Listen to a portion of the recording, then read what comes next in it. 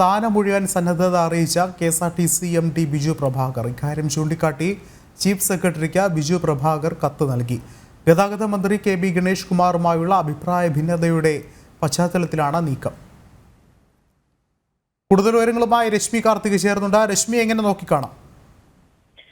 ഗതാഗത മന്ത്രി KB ഗണേഷ് കുമാർ ചുമതലയേറ്റതിനു ശേഷമുണ്ടായ ഇലക്ട്രിക് ബസ് വിവാദത്തിന് പിന്നാലെയാണ് ഇപ്പോൾ KSRTC MD സ്ഥാനത്ത് നിന്ന് ഒഴിവാക്കണമെന്ന ആവശ്യം ബിജു പ്രഭാകർ മുന്നോട്ട് വെച്ചിരിക്കുന്നത്. ഈ ആവശ്യം വ്യക്തമാക്കിക്കൊണ്ട് ബിജു പ്രഭാകർ ഇതിനോടകം തന്നെ ചീഫ് സെക്രട്ടറിക്ക് കത്ത് നൽകിയിട്ടുണ്ട്. ഇലക്ട്രിക് ബസ്സിലടക്കം നയപരമായ കാര്യങ്ങളിൽ മന്ത്രിയുമായുള്ള അഭിപ്രായ വ്യത്യാസമാണ് MD സ്ഥാനം ഒഴിയാൻ കാരണം എന്നുള്ളതാണ് സൂചന. വിദേശത്തായിരുന്ന ബിജു പ്രഭാകർ കഴിഞ്ഞ മാസം 28-ന് മടങ്ങിയെത്തിയ ശേഷം KSRTC ഓഫീസിൽ പോവുകയോ ഫയലുകളിൽ തീരുമാനമെടുക്കുകയോ ചെയ്തിട്ടില്ല. MD സ്ഥാനത്തിന് പുറമെ ഗതാഗത സെക്രട്ടറിയുടെ ചുമതലയും ഒഴിയണമെന്നാണ് സൂചന. ഇലക്ട്രിക് ബസ്സുമായി ബന്ധപ്പെട്ട് മന്ത്രി KB ഗണേഷ് കുമാറുമായി തുടക്കത്തിൽ തന്നെ അഭിപ്രായ വ്യത്യാസം ഉണ്ടായിരുന്നു.